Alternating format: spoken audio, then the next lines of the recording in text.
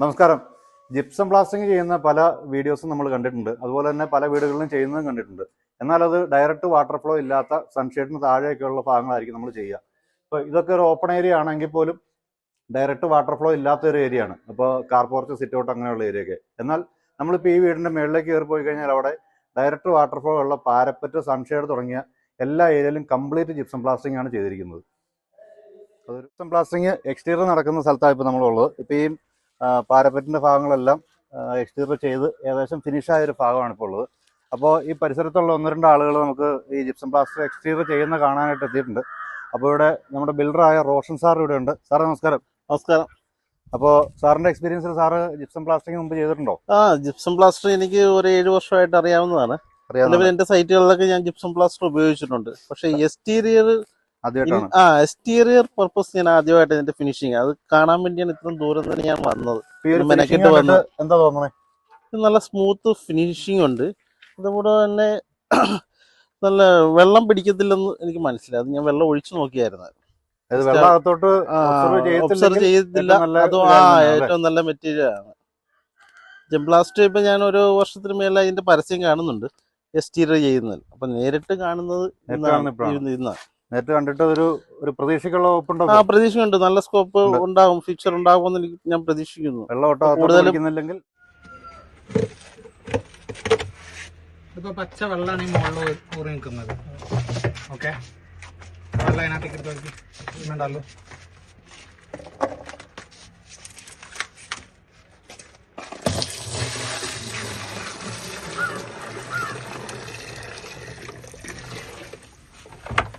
ഇതിപ്പോ നിങ്ങൾക്ക് കണ്ടാലിപ്പോ എന്താ തോന്നുക? ഒരു പേസ്റ്റ് മെറ്റീരിയൽ ആണെന്നല്ലേ തോന്നുക അല്ലേ? ഇതൊന്ന് എടുത്തോക്കിയ, ഇതൊന്ന് എടുത്തേ നിങ്ങള്. ഒരു കറണ്ട് കൊണ്ടൊന്ന് എടുക്കാൻ ശ്രമിച്ചേ. करने से थोड़ा निकालने के लिए देख लो.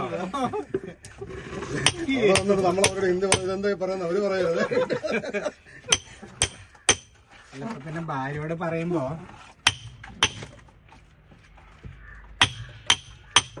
അല്ലേ തെറ്റിപ്പോ.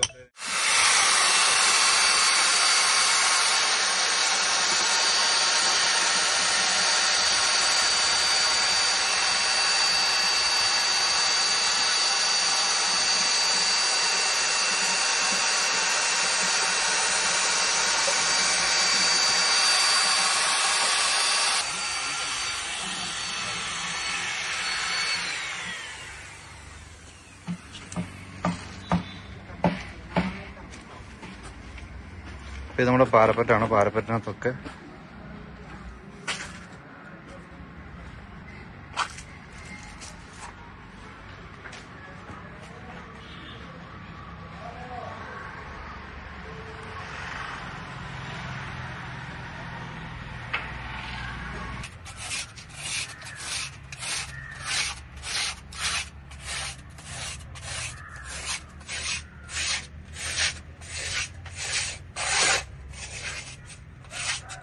ജംപ്ലാസ്റ്റ് കമ്പനിയുടെ ജിപ്സമാണ് ഇപ്പോൾ നിലവിലൂടെ ചെയ്തിരിക്കുന്നത്.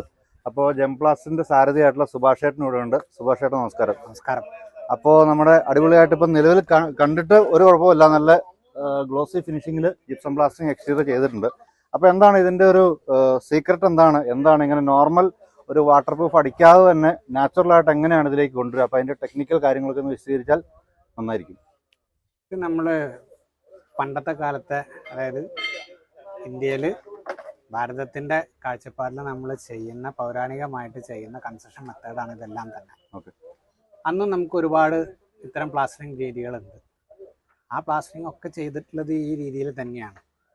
അത് മെറ്റീരിയലിനെ ട്രീറ്റ് ചെയ്തെടുക്കുന്ന രീതിയാണ്. അതിന് വേണ്ട റോ മെറ്റീരിയൽ ആ തരത്തിലുള്ള റോ മെറ്റീരിയൽ ആണ്. നാച്ചുറലായിട്ട് തന്നെ അതിലേക്ക് കൺവെർട്ട് ചെയ്ത് നാച്ചുറൽ തന്നെയാണെല്ലാം. ഇതിനകത്ത് മറ്റ് അഡിറ്റീവ്സ് കാര്യങ്ങൾ ഇതിനകത്ത് മിക്സ് ചെയ്യുന്നത് ഒന്നും കെമിക്കലൈസ്ഡ് മെറ്റീരിയൽസ് അല്ല. ഒരു തരത്തിലുള്ള കെമിക്കലൈസ്ഡ് മെറ്റീരിയൽസ് ഇതിനകത്ത് യൂസ് ചെയ്യുന്നില്ല. ഇപ്പോൾ ഇതിനകത്ത് ഇപ്പോൾ ഈ ഒരു സർഫസിന്റെ ഭാഗം നോക്കുകയാണെങ്കിൽ അറിയാം, ഏറ്റവും നല്ല സ്മൂത്ത്, നല്ല ഗ്ലോസി ഫിനിഷ് ആയിട്ട് കണ്ണാടി പോലെയാണ് ഇപ്പൊ നിലവിൽ ഇവിടെ ഇരിക്കുന്നത്. കാരണം ഈ ഒരു ഫിനിഷ് കിട്ടാൻ നമുക്ക് പുട്ടി ഫിനിഷിൽ പോലും കിട്ടില്ല. ഇതിന് യാതൊരു തരത്തിലുള്ള കംപ്ലൈന്റും കാര്യങ്ങളും വരില്ല. കാരണം ഇതെല്ലാം തന്നെ നാച്ചുറൽ.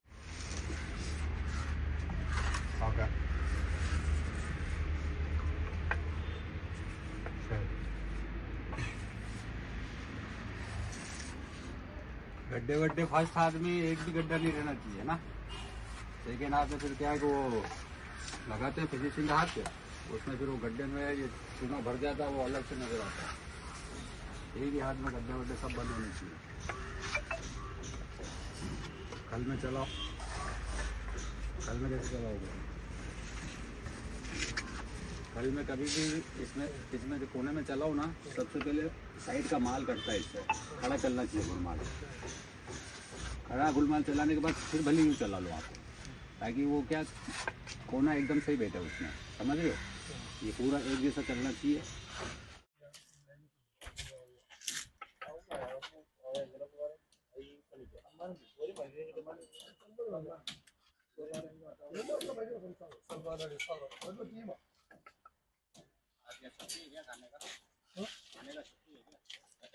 हल क्या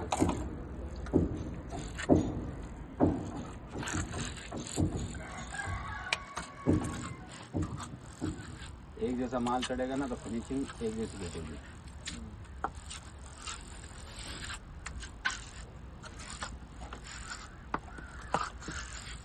ऐसे गड्ढे वड्ढे नहीं छोड़ने, ठीक है? पक्का तौर पर एक जैसा हल्के हाथ से, मतलब खींच के नहीं लगाना है, हल्के हाथ से चलाओ।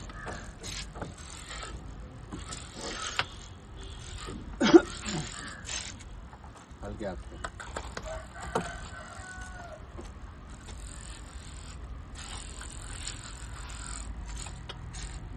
मेटल नीचे गिर रहा है ना, तो इसको वापस उसमें ले लो।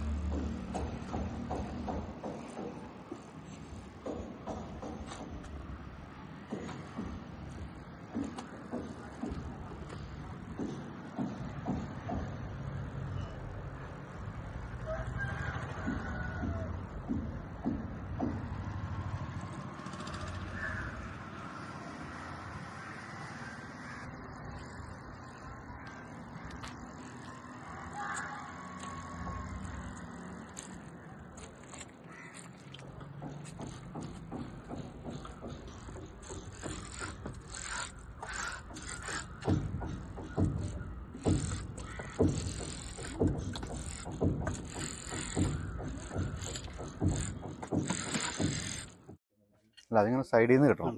കണ്ട കണ്ട കണ്ട അതിൻ്റെ വെളിച്ചടിക്കുന്നുണ്ട്.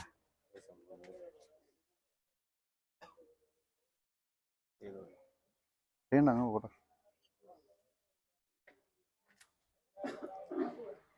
ഈ വോയിസ് മാത്രമായിട്ട് അതിനകത്ത് കട്ട് ചെയ്തെടുക്കാൻ പറ്റുന്നതല്ലേ?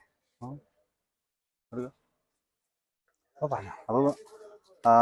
അപ്പോൾ സാധാരണ സിമെന്റ് പ്ലാസ്റ്റർ ആണ് നമ്മുടെ ട്രഡീഷണൽ ആയിട്ട് കാണുന്നതെല്ലാം. വേറെ പെയിന്റ് കാര്യങ്ങൾ കൊടുക്കുകയാണെന്നുണ്ടെങ്കിൽ, എമർഷനും കാര്യങ്ങളും കൊടുക്കുകയാണെന്നുണ്ടെങ്കിൽ ഇതിന്റെ മുകളിൽ പ്രൈമർ ചെയ്തിട്ട് വേണം പെയിന്റ് ചെയ്യാൻ വേണ്ടിയിട്ട്. അല്ലാന്നുണ്ടെങ്കിൽ പ്രൈമർ എന്ന് പറയുന്നത് എന്തിൻ്റെയും ഒരു ബോണ്ടിങ് മെറ്റീരിയലാണ് വരുന്നത്. ആ പ്രൈമർ മെറ്റീരിയൽ കൊടുത്തിട്ട് വേണം അതിനെ നിർബന്ധമായിട്ടും പെയിന്റ് ചെയ്യാൻ വേണ്ടിയിട്ട്. അല്ലാന്നുണ്ടെങ്കിൽ പെയിന്റ് കാലക്രമേണ അത് പൊളിഞ്ഞു പോരും. നമ്മൾ ഈ ഒരു വൈറ്റ്നസ് ഉണ്ടെങ്കിൽ നമുക്ക് പെയിന്റ് അടിക്കാതിരിക്കാൻ പറ്റുമോ, അതോ ഇതിന്റെ പുറത്ത് പെയിന്റ് അടിക്കാതിരിക്കാം, പെയിന്റ് അടിക്കാതിരിക്കാം? അടിക്കാതിരിക്കാം, അതിന് കുഴപ്പമൊന്നുമില്ല.